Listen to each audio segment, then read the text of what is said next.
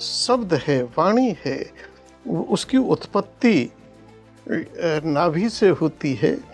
नाभि से निकलकर फिर हृदय में आकर जो है उसका भाव बनता है, शब्द बनते हैं, और यहाँ वो जो अक्षर बने हैं वो शब्द बन जाते हैं, और शब्द बनने के बाद लय के साथ वो बाहर निकल आते हैं जो हम बोलते हैं। तो अगर वो यहाँ से निकल रहा है तो वहाँ तक पहुँच रहा है। अगर कोई व्यक्ति बचपन से उस सत्ता में विश्वास नहीं रख रहा है, लेकिन जब मुसीबत आई तब आपने जैसा बताया कि नाभि से वो भाव निकला, तब भी ईश्वर मदद के लिए आते हैं। भगवान अर्जुन को कहते हैं कि अर्जुन, ये संपूर्ण जीव जगत, केवल मनुष्य नहीं, संपूर्ण जीव जगत जहाँ भी चेतना है वो मेरा ही स्वरूप है। जब हम उस स्वरूप से कनेक्ट हो जाएंगे तो वो ब्रह्मांड की जो पावर है, केवल उस स्वरूप से या उस भाव से कनेक्ट नहीं होते, हम उस ब्रह्मांड की पावर से भी कनेक्ट हो जाते हैं। न जाने जीव के कितने ऐसे कर्म हैं, कर्म चल रहे हैं, लेकिन अगर वह परम सत्ता चाहे, जिसे हम भगवान कह रहे हैं, परमात्मा कह रहे हैं, वो डिवाइन पावर कह रहे हैं, वो अगर चाहे या उस तक पहुंच जाए तो उसके वो कर्म समाप्त हो जाएंगे।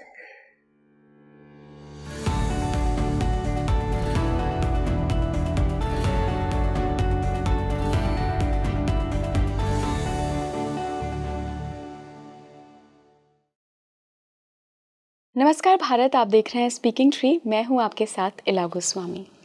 हम सभी मनुष्य जीवात्मा हैं, उस परमात्मा का अंश हैं, लेकिन हम सब की एक अपनी जर्नी रही है। हम न जाने कितने जन्मों से बहुत सारे संस्कार इकट्ठा करके आए हैं, और इन्हीं संस्कारों के फल हम अपनी लाइफ में देखते हैं। ज़्यादातर पूर्व जन्मों के हमारा जो प्रारब्ध होता है उसके फल होते हैं।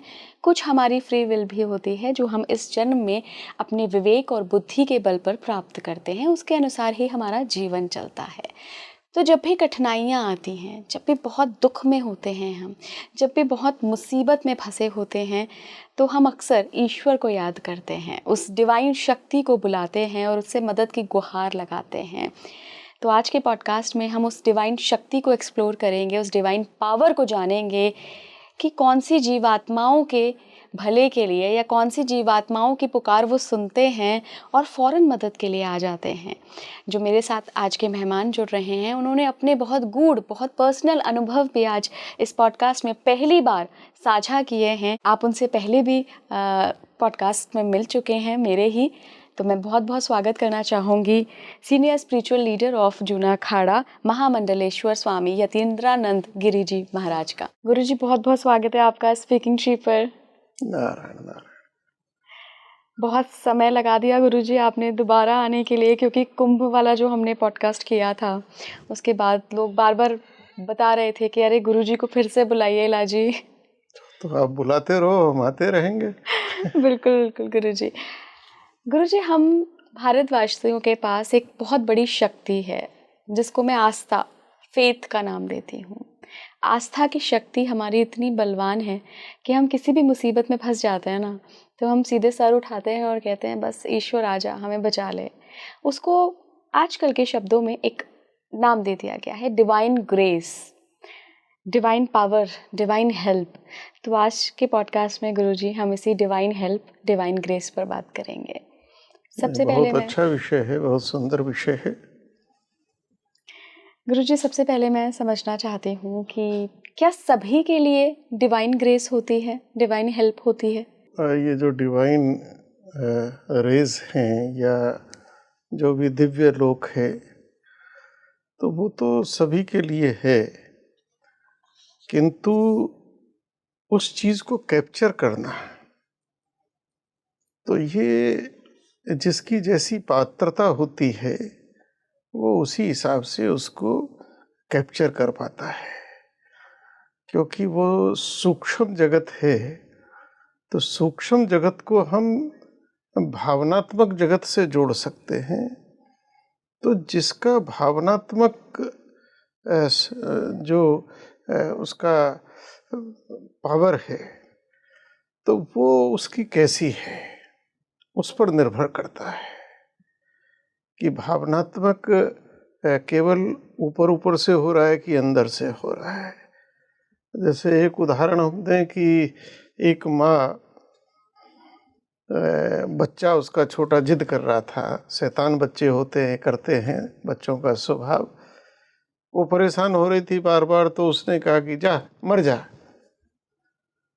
तो पड़ोसन ने कहा, वो सुन रही थी, उसने कहा अरे बहन, तेरे को इतनी मुसीबत में बच्चा हुआ, इतने वर्ष बाद हुआ, तूने कहाँ कहाँ जाके प्रार्थनाएं की हैं, बड़ी मुश्किल से तेरे को हुआ है, ऐसे बोलते हैं बच्चे को। तो कहती है तुझे क्या लगता है मैं कोई यहाँ से बोल रही हूँ? मैं तो यहाँ से बोल रही हूँ। शब्द वही है, लेकिन वो शब्द किस गहराई से निकल कर आ रहे हैं, तो फिर वो गहराई उस डिवाइन को पकड़ती है, उसको प्रभावित करती है। वो डिवाइन तो सबके लिए है, लेकिन ये है कि उसको कनेक्ट कौन कर पा रहा है। तो गुरुजी, आपकी बात से और उदाहरण से जो मुझे समझ में आया कि कनेक्शन स्थापित करने के लिए भाव बहुत जरूरी है। उसका भाव जगत, उसके अंदर की गहराई, क्योंकि जो शब्द हैं, तो शब्द की उत्पत्ति नाभि से होती है, नाभि से वो चलता है, नाभि से चलकर वो हृदय तक आता है, कंठ तक आता है, फिर बाहर निकलता है। तो ये बिल्कुल इस प्रकार से है कि मान लो आपके सामने हारमोनियम रख दीजिए, आपको कुछ नहीं आता तो आप टू टू टू टू करते रहेंगे। जो थोड़ा जो उसकी गहराई को जानता है, वो स्वर को एक लय में कर सकता है, सा रे गा मा पा धा नी सा। और भी जो गहराई से जानता है, तो वो उसको इस प्रकार से बनाएगा कि किसी भी गाने की ट्यून निकाल सकता है, गीत की ट्यून निकाल सकता है, और आप उसे जो सुन रहा है वो गुनगुना भी सकते हैं कि ये शब्द निकल रहा है।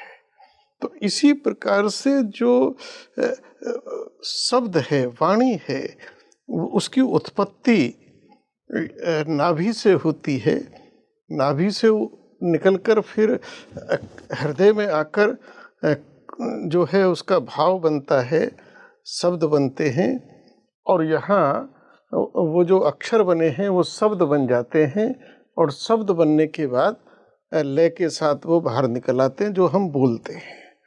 तो अगर वो यहाँ से निकल रहा है तो वहाँ तक पहुँच रहा है, और यहाँ से नहीं आ रहा, ऊपर ही ऊपर है, तो वहाँ तक नहीं पहुँच रहा। ये मूलभूत अंतर है डिवाइन पावर से जुड़ने का। गुरुजी, सबसे पहले मैं आपका ही एक अनुभव जानना चाहूँगी। कभी जीवन में ऐसा बहुत बार हुआ होगा, लेकिन आपको सबसे वो प्यारा मोमेंट कौन सा लगता है जब आपको डिवाइन ग्रेस मिली, जब आपकी सहायता के लिए खुद ईश्वर आए या उन्होंने किसी को भेजा? क्या कभी ऐसा अनुभव हुआ है? वो जीवन में बहुत सारे ऐसे अनुभव हैं। जैसे जब हम संन्यास जीवन में गए, आरएसएस जीवन छोड़कर, तो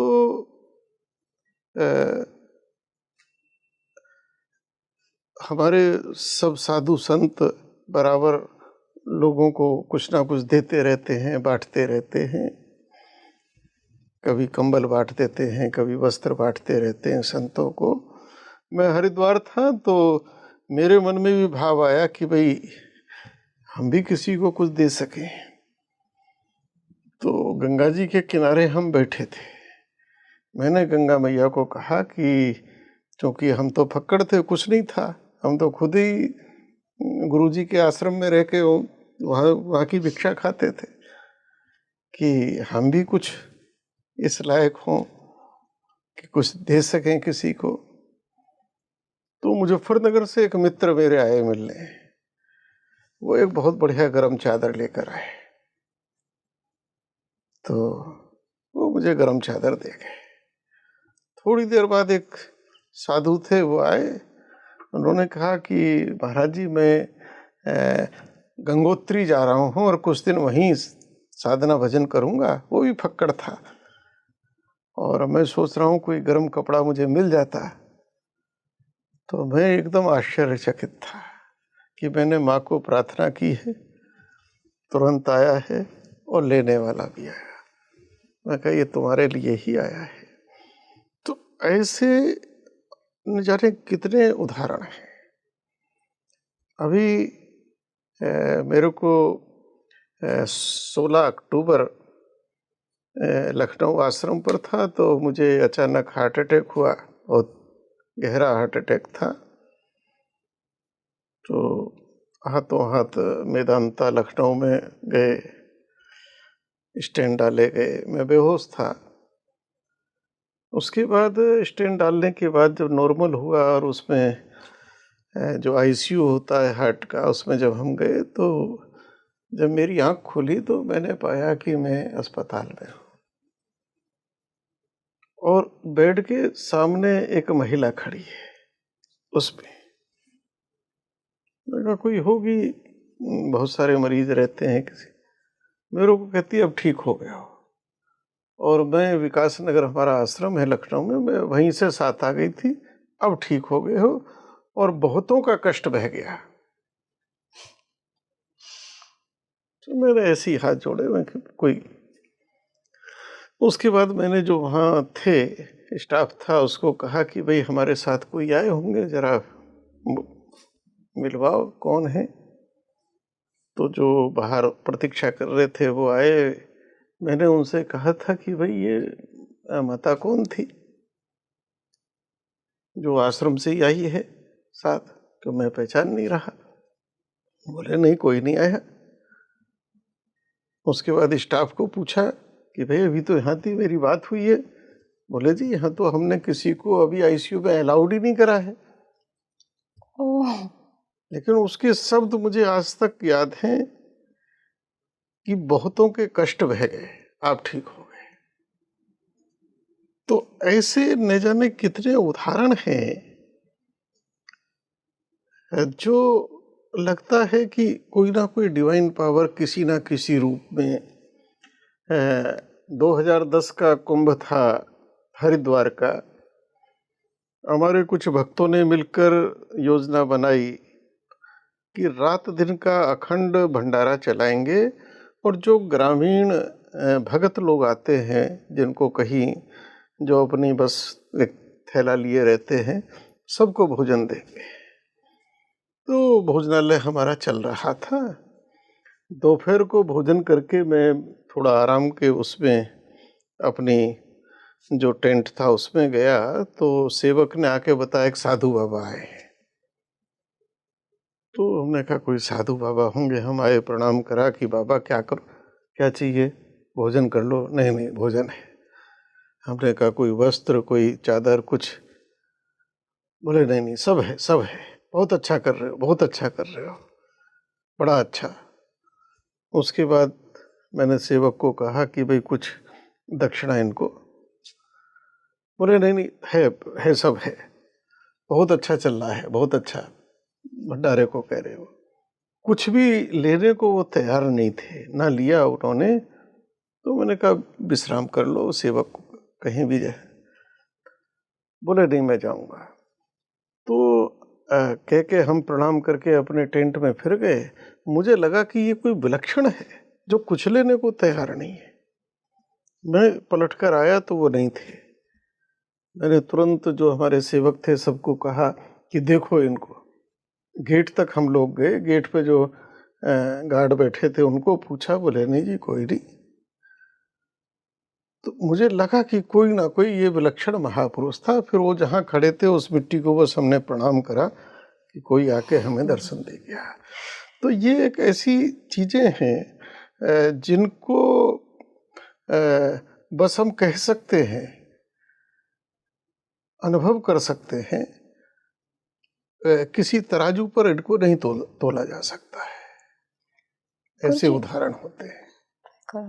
गुरुजी आपका जीवन बचपन से अध्यात्म को समर्पित है। तो जो भी आप जैसे महापुरुष होते हैं, आध्यात्मिक लोग होते हैं, उनके साथ अक्सर ये डिवाइन एक्सपीरियंसेस बहुत एक आम घटना ही हो जाती है, एक आम अनुभव हो जाता है कि बार बार जीवन में हो रहे हैं। लेकिन बहुत सारी ऐसी आत्माएं हैं, बहुत सारे ऐसे मनुष्य हैं जो भगवान में बिलीव ही नहीं करते या उस डिवाइन सत्ता, डिवाइन पावर में बिल्कुल भरोसा नहीं करते हैं, लेकिन फिर भी उनको डिवाइन हेल्प मिलती है। तो क्या अगर कोई व्यक्ति बचपन से उस सत्ता में विश्वास नहीं रख रहा है, लेकिन जब मुसीबत आई तब आपने जैसा बताया कि नाभि से वो भाव निकला, तब भी ईश्वर मदद के लिए आते हैं? देखिए, सच बात यह है कि ईश्वर जो है, वास्तव में हम सब ईश्वर का ही रूप है। क्योंकि ममे वांसो जीव लोकः जीव भूतः सनातनः। भगवान अर्जुन को कहते हैं कि अर्जुन, ये संपूर्ण जीव जगत, केवल मनुष्य नहीं, संपूर्ण जीव जगत जहाँ भी चेतना है वो मेरा ही स्वरूप है, मेरा ही अंश है। एक वृक्ष में भी, एक पत्ते में भी, एक पौधे में भी, एक कीड़े में भी। और यत पिंडे तत ब्रह्मांडे, ये श्रुति वाक्य है। तो जब हम उस स्वरूप से कनेक्ट हो जाएंगे तो वो ब्रह्मांड की जो पावर है, केवल उस स्वरूप से या उस भाव से कनेक्ट नहीं होते, हम उस ब्रह्मांड की पावर से भी कनेक्ट हो जाते हैं। क्योंकि हमारे अंदर वो पावर है। बहुत ऐसी घटनाएं होंगी कि घर में आग लगी है या घर गिर गया है या कुछ हो गया है, वहाँ गोद का बच्चा लेटा है, उसके ऊपर कोई बहुत भारी सामान गिरने वाला है। जो माता दिखने में भी कमजोर होती है, वो उस बच्चे को बचाने के लिए उस भारी से भारी चीज को, जिसकी कल्पना नहीं की जा सकती, उसको अपने शरीर के बल से रोक लेती है। तो आखिर वो जो बल है वो उसके शरीर का नहीं है, क्योंकि उसका भाव उस बच्चे में है। तो उसके अंदर जो ब्रह्मांडीय शक्ति है, वह शक्ति बड़े से बड़े उसको रोक देती है। तो ये सबके अंदर विद्यमान है। तो जब किसी के ऊपर कोई मुसीबत आती है, इसलिए हमारे यहाँ कहते हैं कि किसी गरीब की हाय कभी मत लेना। क्योंकि जो गरीब है वो बेचारा, उसने अपनी गरीबी से समझौता किया है। उसको आप चार बात कह दोगे, डांट दोगे, वो सुन लेगा। लेकिन कई बार ऐसी कोई बात निकल जाती है जो उसकी आत्मा को भी झकझोर देती है। तो तब उसके मुंह से जो निकलता है, जिसको आह कहते हैं, तो वो केवल यहाँ या यहाँ से निकली आवाज नहीं होती, वो उसकी नाभि यानी आत्मा से ही, उस जिस ब्रह्मांड का वो पिंड है, उस पिंड से ही निकली वो आवाज होती है, जो कहीं ना कहीं ब्रह्म वाक्य बनकर और जो भी उसका फल है उसको वो कर देती है। तो जब उस गहराई से कोई चीज निकलेगी, तो ये सबके अंदर है, किसी एक के नहीं, सभी के अंदर वो ब्रह्मांड की ताकत विद्यमान है। गुरुजी, हम सभी परमात्मा का अंश हैं, हमारी आत्मा उस परमात्मा से ही निकली है। कहा भी जाता है एको हम बहुश्यामी, की मैनिफेस्टेशन है हम सब उस परम आत्मा का। हर किसी के गुरुजी अपने अपने कर्म हैं, क्योंकि हमारी आज की जन्म तो नहीं है, एक जन्म तो नहीं है, सैकड़ों जन्म हैं। तो क्या डिवाइन या परम सत्ता या जो दिव्य शक्तियां हैं, ये हमारे कर्म को काट कर भी, हस्तक्षेप करके भी हमें मदद देती हैं कि अगर मान लीजिए कर्म में लिखा ही भोगना है, नियति में लिखा ही भोगना है, फिर भी हम उम्मीद कर रहे हैं कि ईश्वर आके बचाए, तो फिर ईश्वर आता है क्या? देखिए, लिखा है कि मेटत कठिन कुअंक भालके। कर्म प्रधान विश्व करी राखा, जो जस करी सो तस फल चाखा।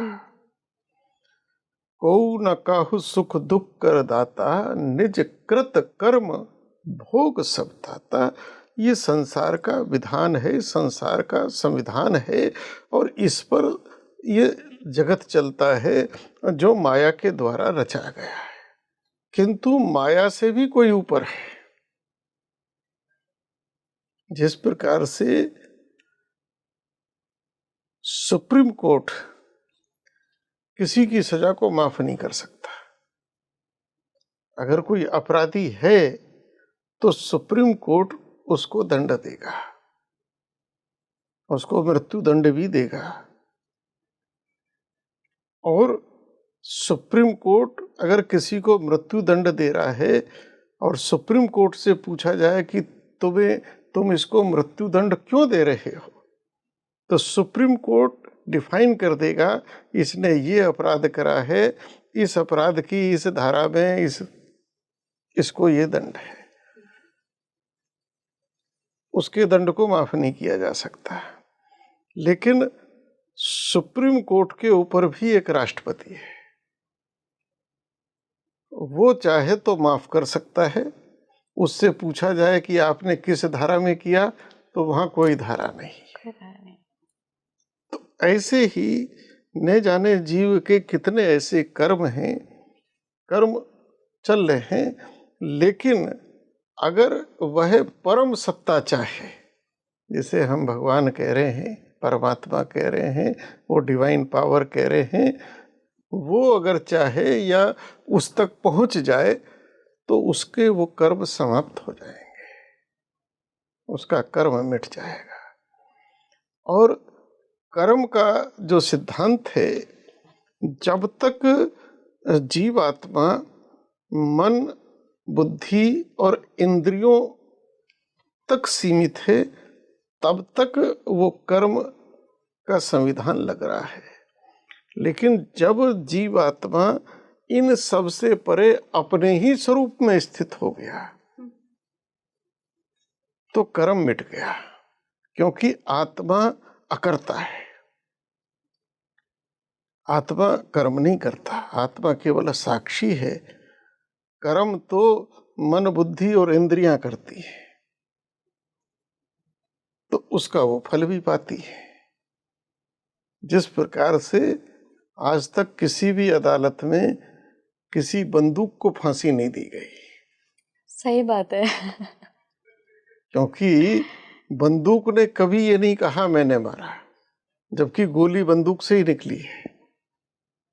लेकिन जो कहता है मैंने मारा, तो वो उस कर्म का फल हो गए। तो इसी प्रकार से जो आत्मा है, आत्मा तो हर दृष्टि से निर्लेप है। और जब कोई साधना के द्वारा इन भौतिक ताने बाने से परे, यानी अन्नमय कोश, फिर प्राणमय कोश, फिर मनोमय कोश, इन तीनों से भी परे जब विज्ञानमय कोश में प्रवेश कर जाता है, तब वह इन कर्म के बंधनों को से छूट जाता है। भगवान अर्जुन को कहते हैं कि हे अर्जुन,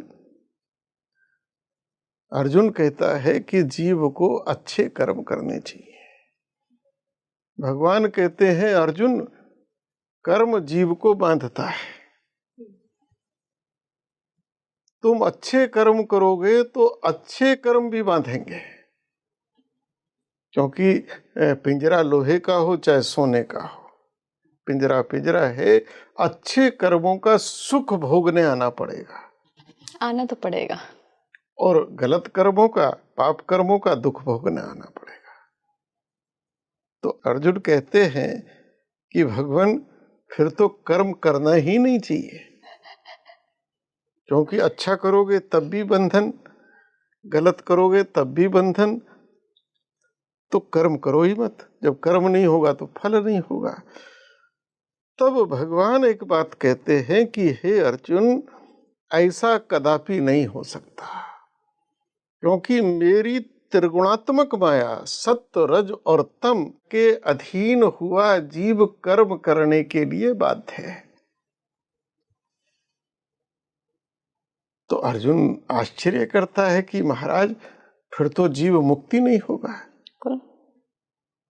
तो भगवान कहते हैं नहीं, मैं जो उत्तर दे रहा हूं इसी में मुक्ति है कि मेरी माया के वशीभूत हुआ जीव, मेरी माया से प्रेरित हुआ जीव कर्म करने के लिए बाध्य है।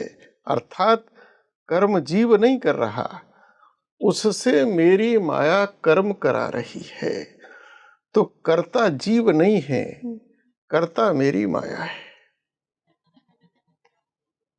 तो जिस दिन हम साधना के द्वारा, गुरुओं की संगति के द्वारा, ज्ञान के द्वारा, भक्ति के द्वारा, उपासना के द्वारा, किसी भी मार्ग से जब हम इस तत्व को जान लेते हैं, कर्म मैं नहीं कोई और है जो करा रहा है, मैं केवल साक्षी हूं, तो तब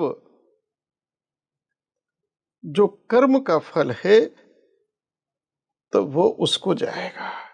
इसलिए भगवान कहते हैं कि हे अर्जुन, तू कर्ता मत बन, तू निमित्त बन। yes. तो जब हम निमित्त हो जाएंगे, जब हम केवल बंदूक हो जाएंगे, चलाने वाले नहीं रहेंगे, तो फिर कर्म के फल को चलाने वाला जाने। तो यहाँ कर्म से मुक्ति है, कर्म के फलों से, बंधन से, इस अवस्था में जाकर योगी मुक्त हो जाता है। अन्यथा कर्म प्रधान विश्व करी राखा, माया के इस संसार में कर्म का फेरा है, चल रहा है, चलता रहेगा। गुरु जी, गीता में भी श्री कृष्ण ने कहा है कि मेरी शरण में आ जाओ, मैं तुम्हारे सारे कर्मों को खत्म कर दूंगा, सारे पापों का नाश कर दूंगा। तो क्या वाकई कृष्ण की शरण से सारे पापों का नाश हो जाता है, या इसका पूरा एक प्रोसेस है कि ऐसा नहीं है कि आपने 70 साल तो बहुत बुरे कर्म किए, सबको परेशान किया, और फिर 71वें साल में आप कह रहे हो कि कृष्ण मैं आपकी शरण में? देखिए, जो शरणागति का भाव है ये कोई इतना सामान्य नहीं है कि किसी मंदिर में मूर्ति के आगे, फोटो के आगे या किसी के आगे हमने दंडवत किया और हम शरणागत हो गए। वास्तव में जो कृष्ण कहते हैं कि मेरी शरण आने का अर्थ ये है कि जीव अपने मूल स्वरूप में स्थित हो जाए, स्थित प्रज्ञ। अभी वो अपने को शरीर मान रहा है, अपने को मन बुद्धि प्राण मान रहा है। तो जिस दिन जीव अपने मूल स्वरूप, यानी कि मैं चिदानंद रूपो शिवोहम शिवोहम, जब उस स्वरूप में वो स्थित हो जाएगा, तब वो, क्योंकि जो माया का संसार है ये सत नहीं है, ये असत है, तो तब वो पाएगा कि न पापम न पुण्यम न सौख्यम न दुख्यम। जो हम देख रहे हैं वो है ही नहीं, कुछ और है। न पाप है न पुण्य है, संसार एक रंगमंच है, एक नाटक है। जग पे खर तुम देख निहारे, विधि हरि शंभु नचावन हारे। तेऊ न जाने मरम तुम्हारा, और तुम्हें को जाना निहारा। ये संसार जो है, सबई नचावत राम गुसाई, सबको भगवान की माया ने एक नाटक रच दिया है। और नाटक की एक खासियत होती है, नाटक पहले लिखा जाता है, फिर रिहर्सल होता है, उसके बाद उसका चित्रण होता है, और वही होगा। सीता का हरण रावण ही करेगा, कुंभकर्ण नहीं करेगा। ये सब पात्र हैं। तो न पापम न सौख्यम, अब रावण है, हमारी दृष्टि में रावण है, राक्षस है, सब कुछ है, लेकिन रावण भगवान नारायण का ही प्रिय पार्षद है। सनकादिक ऋषियों का श्राप उसे लगा तो 3 जन्म तक उसको आना पड़ा, और भगवान ने ही वचन दिया कि मैं स्वयं आकर उद्धार करूंगा, और तेरा उद्धार भी तब होगा जब तू मुझसे बैर करेगा। सनकादिक ऋषियों ने जो श्राप दिया है कि तुम्हारा उद्धार तब होगा जब तुम भगवान से बैर करोगे, अगर भक्ति करोगे तो नहीं होगा। इसलिए रामचरितमानस इस प्रमाण को देती है कि जब शूर्पणखा ने रावण को बताया कि ऐसे ऐसे हो गया, तो रावण जान गया कि भगवान आए। और वो कहता है एकांत में जाकर कि खर दूषण मोहिसन बलवंता, तिने को मारे बिनु भगवंता। भगवान आ गए और देवताओं की पुकार पर आए हैं, ये तो बहाना है, परमात्मा मेरे लिए आए। तो सुर रंजन भंजन मही भारा, जो भगवंत लीन अवतारा, तो वे जाई बैर हट कर हूं। रावण कहता है मैं जाकर हट पूर्वक बैर करूंगा, क्योंकि मेरी मुक्ति बैर में है। प्रभु सर प्राण तजे भवतर। अब हमको लग रहा है कि लड़ रहे हैं, लेकिन भगवान अपने प्रिय पार्षद का उद्धार कर रहे हैं। भाई यही संसार का नाटक है, जिस दिन समझ में आ जाए। बिल्कुल गुरुजी। ऐसा ही दूसरा उदाहरण है, महाभारत के युद्ध में भगवान श्री कृष्ण स्वयं शांति दूत बनकर जा रहे हैं। उस काल के जो महापुरुष थे, देव पुरुष थे, जो डिवाइन पावर्स थीं, वो चौंक गए कि भाई भगवान ने, परमात्मा ने पूरे युद्ध की रचना की हुई है और ऐसा ऐसा युद्ध होगा, लेकिन आज भगवान स्वयं जा रहे हैं, तो और भगवान जो चाहे वही होगा, तो क्या ये युद्ध नहीं होगा? तो वो सब सतर्क होकर बैठे और भगवान धृतराष्ट्र और दुर्योधन के सामने जाकर कह रहे हैं युद्ध ना करो।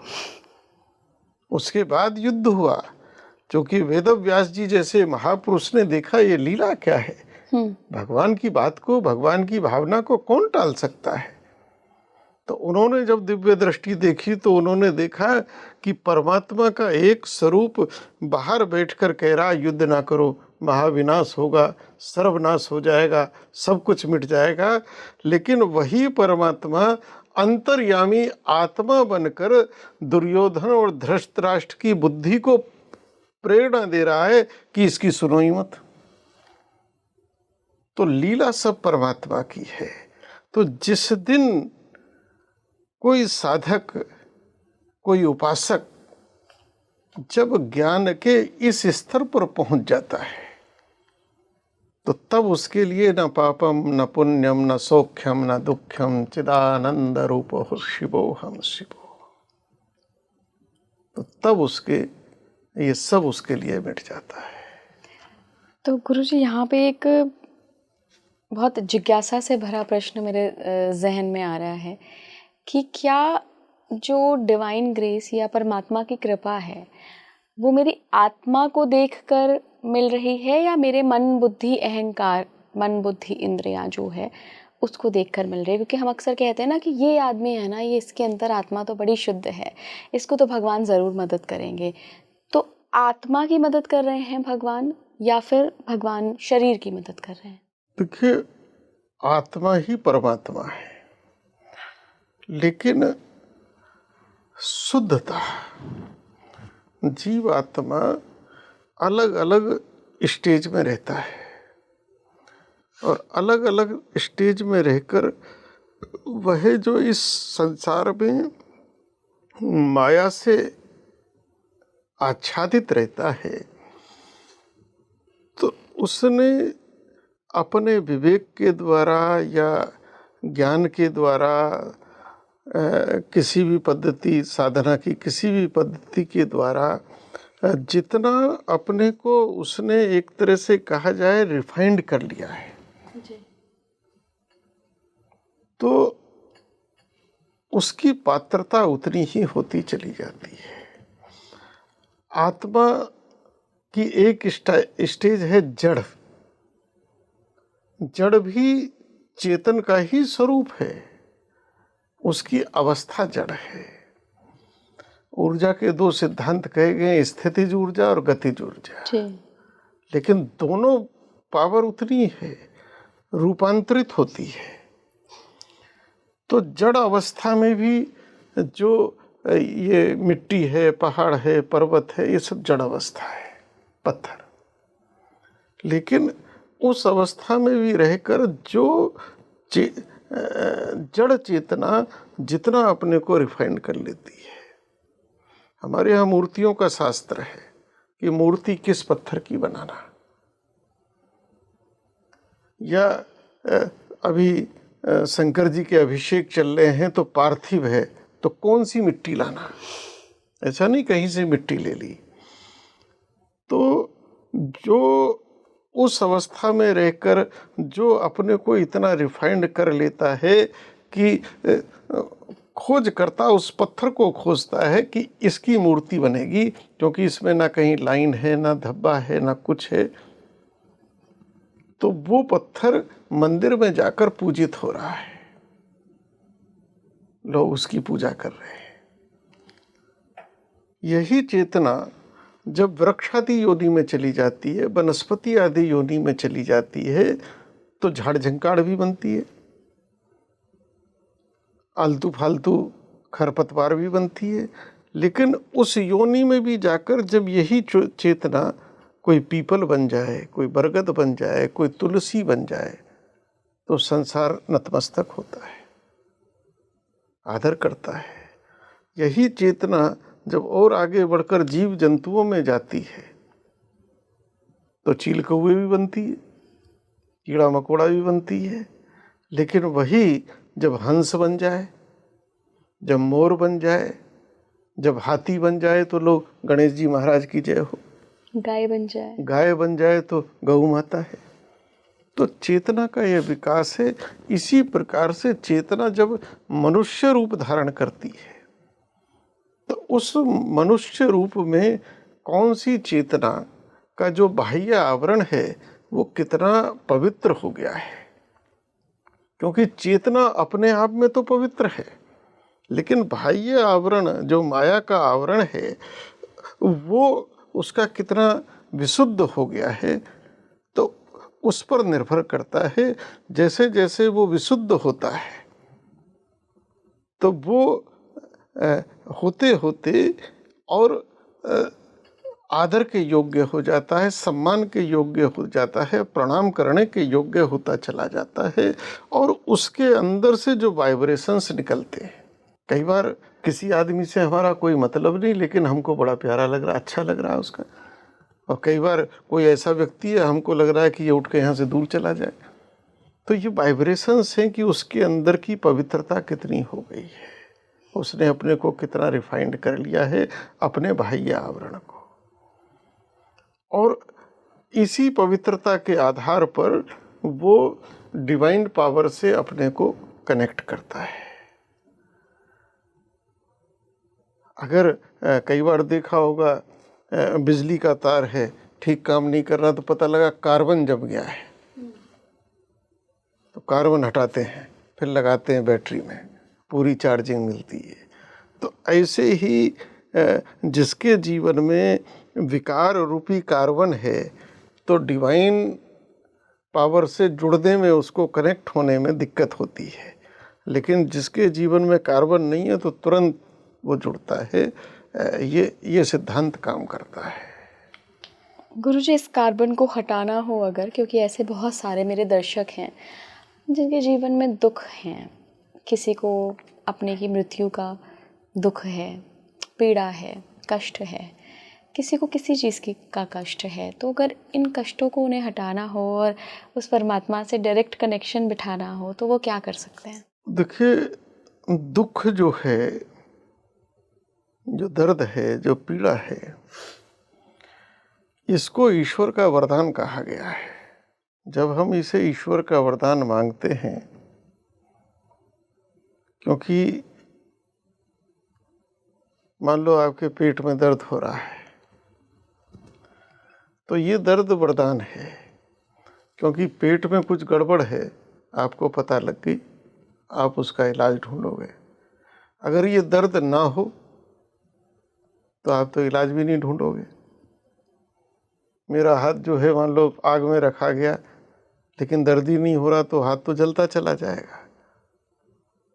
तो दर्द जो है ये परमात्मा का वरदान है। तो इसी प्रकार से जीवन में जब कष्ट आते हैं तो हर एक प्राणी के जीवन में उसका पाप काल और पुण्य काल चलता है। जन्म जन्म के जो हमारे संस्कार हैं हमारे चित्त में, वो सब इकट्ठा हो रहे हैं, पाप कर्म भी पुण्य कर्म भी। जब इनका फिर साइकिल चलता है, दौर चलता है, जब हमारा पुण्य काल होगा तो जो हमने जन्म जन्मांतर में अच्छे कर्म किए हैं, शुभ कर्म करे हैं, सत्कर्म करे हैं, उनका फल सुख हमारे जीवन में आएगा और वो चलेगा। लेकिन जब सुख का काल हो तब जीव को सावधान होना चाहिए, क्योंकि जो जिस कारण से सुख आया है वो कारण खत्म होता जा रहा है, वो पूंजी खत्म होती जा रही है। और जब पूरी तरह से खत्म हो जाएगी तो फिर जो पाप का संग्रह था वो काल शुरू होगा, पाप काल शुरू होगा। तो जब पाप काल आए तो पाप का फल हमारे जीवन में दुख आएंगे, कष्ट आएंगे, अभाव आएंगे, पीड़ाएं आएंगी। तो उस समय जीव को कहीं ना कहीं घबराना नहीं चाहिए। उस समय एक विश्वास होना चाहिए, अरे अच्छा हुआ भगवान ने जो पाप था कटवा दिया, ये जितना जल्दी हो कटें तो पाप काल समाप्त हो। तो ये जो चीज़ है, ये जो ज्ञान है, बोध है, ये सत्संग से आता है। जब हमारा सत्संग अच्छा होगा, हमारा संग अच्छा होगा, हम ऋषि महर्षियों ने जो हमारे शास्त्र लिखे हैं, कभी कभी उन शास्त्रों को देखें, पढ़ें, अध्ययन करें, कुछ अच्छे लोगों के साथ बैठें, किसी अच्छे महापुरुष की संगत में जाकर उसका सत्संग लें, तो तब हम इन चीज़ों को जान सकेंगे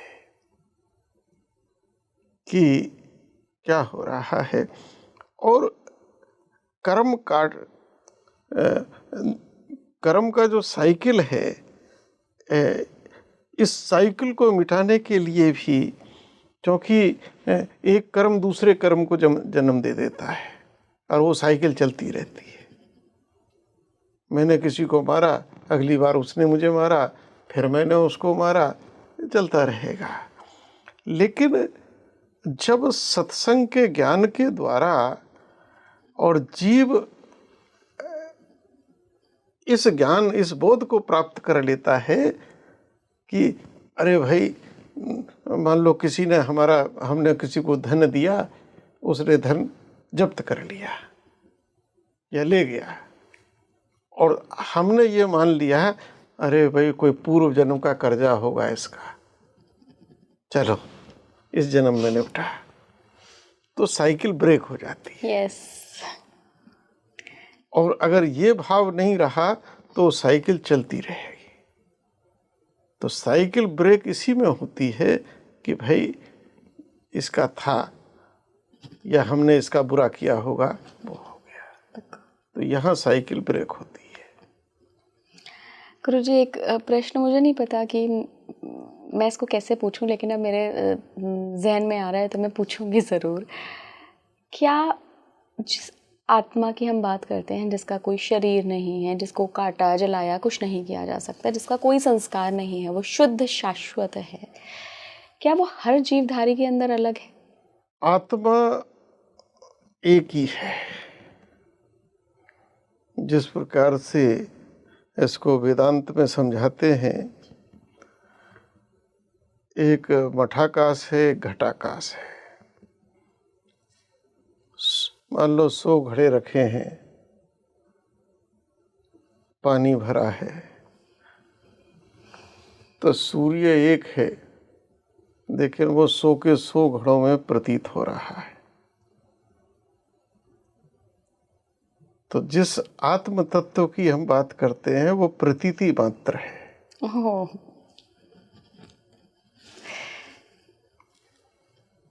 घटाकाश मठाकाश क्या है कि एक तो आकाश सर्वव्याप्त है और एक जो घड़ा है उसमें भी आकाश है।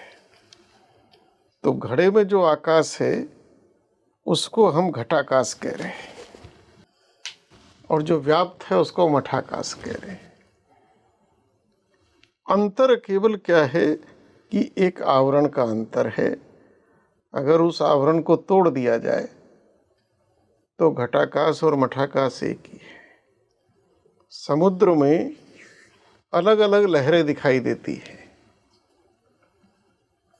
कोई छोटी, कोई बड़ी, कोई आती, कोई जाती, लेकिन केवल प्रतीति मात्र है, लहरों का अस्तित्व नहीं है।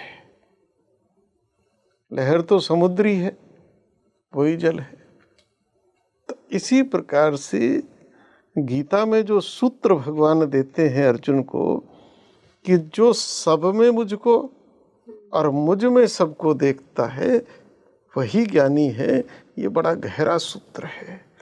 तो आत्मा अलग अलग नहीं है, चेतना हर जगह अलग है, लेकिन क्रिया की दृष्टि से, क्योंकि आत्मा आत्म तत्व को क्रिया करने के लिए तो क्रिया भौतिक है, इसलिए भौतिक आधार लेना पड़ेगा। अगर प्रकाश करना है तो बल्ब का आकार बढ़ाना पड़ेगा। अगर ठंडा करना है तो एसी चाहिए, गर्म करना है तो गीजर या ब्लोवर चाहिए। लेकिन इन सब के रूप अलग अलग दिखाई दे रहे हैं, लेकिन इन सब में जो कारक तत्व है वो करंट है, वो एक ही है। जो गीजर में जा रहा वही इसमें जा रहा, वही पंखे में जा रहा, वही सर्वत्र जा रहा, और वही कारण है। पंखा हवा नहीं देता या बल्ब उजाला नहीं देता, तो कारक तत्व एक ही है। इसी प्रकार से संपूर्ण जगत में आत्म तत्व एक ही है और वही परमात्म तत्व है। और इसको हमारे अनेक महापुरुषों ने, जैसे दो उदाहरण आते हैं संत ज्ञानेश्वर का, बहुत उच्च कोटि के संत हुए, बाजार में जा रहे थे तो एक भैंसे को, भैंसा गाड़ी थी, उसको डंडा मार रहा था। वो उसके साथ इतने तादात्म्य हुए कि वो एकदम उछलने लगे, कूदने लगे। जो उनके साथ में, तो क्या हुआ प्रभु? अरे वो मुझे मारता है। बोले वो तो भैंसे को मारता है, आपको क्यों मारता है? बोले आत्म रूप में मैं ही तो हूँ। बहुत सुंदर। बोले कि क्या है? तो उनकी पीठ पर मार के निशान, उनसे कहा गया अगर भैंसा और आप एक ही आत्म तत्व हैं तो भैंसे के मुख से वेद मंत्र बुलवाइए। तो संत ज्ञानेश्वर उस अवस्था के थे और उन्होंने वो सिद्ध किया, भैंसे के मुख से वेद मंत्र बोले। ये कोई बहुत पुरानी घटना नहीं है। रामकृष्ण परमहंस भाव में बैठे थे, सामने एक गाय चर रही थी। वो इतने उस घास के साथ इतने तादात्म्य हुए कि वो घास के साथ ऐसे लय हुए, अरे एकदम जैसे क्या हुआ? बोले ये गाय मेरे ऊपर कूद रही है, और उनकी पीठ पर गाय के खुरों के निशान निकले। तो आत्म तत्व सर्वत्र एक ही है, वही परमात्मा है। बिल्कुल गुरुजी, हमने डिवाइन हेल्प से और डिवाइन ग्रेस से शुरू किया था और आत्मा पे हम पहुंच गए। मुझे लगता है ईश्वर की आज यही मर्जी थी कि मेरे ऑडियंस तक ये, मैं इसको बोलूँगी, बहुत गूढ़ ज्ञान और बहुत ऐसा ज्ञान जो समझने में काफ़ी मुश्किल होती है जब हम श्लोकों की भाषा से, जब हम शास्त्रों की भाषा से समझते हैं। लेकिन पॉडकास्ट का मकसद ही यही होता है गुरुजी, कि हम आप जैसे ज्ञानियों का ज्ञान लोगों तक बड़ी आसान भाषा में पहुंचाएं। बहुत बहुत चलिए, धन्यवाद बहुत आपका बढ़िया। जुड़ने के लिए। हमारे माध्यम से और आपके इस स्पीकिंग ट्री के माध्यम से सभी श्रोताओं को मेरा बहुत बहुत आशीर्वाद, बड़ी बड़ी शुभकामना। सबके जीवन में कहीं ना कहीं ये जो डिवाइन पावर है, ईश्वरीय शक्ति है, ये सबके जीवन में सुख प्रदान करे, आनंद प्रदान करे, सबके कष्ट हरे। जय हो।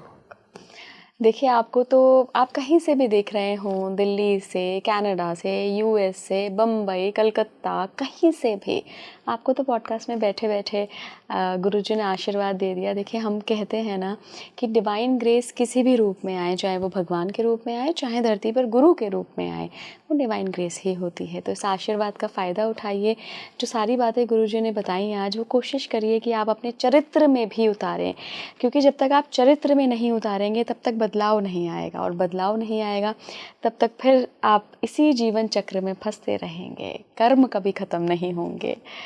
जुड़े रहिए स्पीकिंग ट्री के साथ। कैसा लगा आपको ये पॉडकास्ट, मुझे बताइएगा। और हाँ, एक बहुत इम्पॉर्टेंट बात, आपने कभी डिवाइन ग्रेस को या डिवाइन मदद को महसूस किया है अपने जीवन में?